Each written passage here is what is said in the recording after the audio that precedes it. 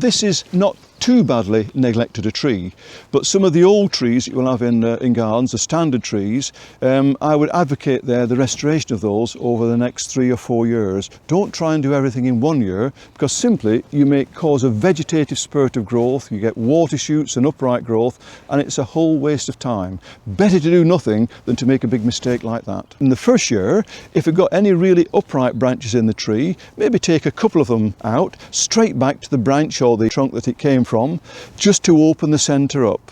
Look also for dead, diseased and damaged branches and take those out, and probably in the first year that might just be enough. In the second year, if there's still any upright branches, then reduce them, and then start to look at the remaining branches lower down which need to be flatter, and if any of those are congested, then we need to take out some of those too to let in light at that level.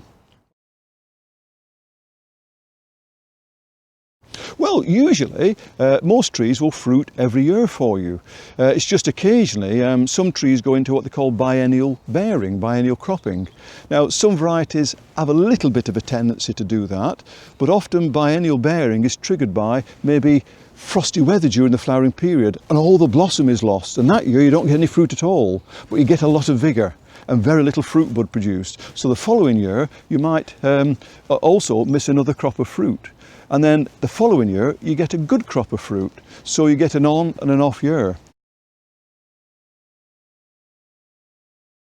We're always looking for a nice balance between fruit bud, which is going to give us the flower and the fruit.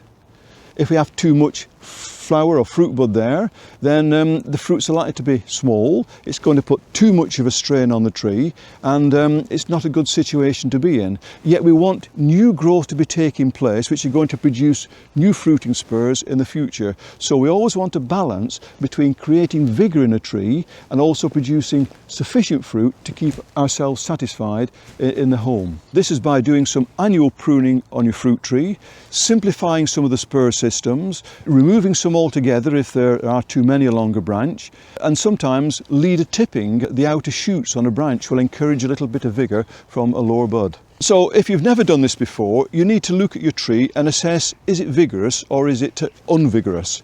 And if it's not vigorous at all, it'll probably got lots of small fruit or no fruit at all. There'll be lots of spur systems there congesting the tree up, and there'll be very little new growth, maybe only 1 inch or 2 of new growth at the end of shoots.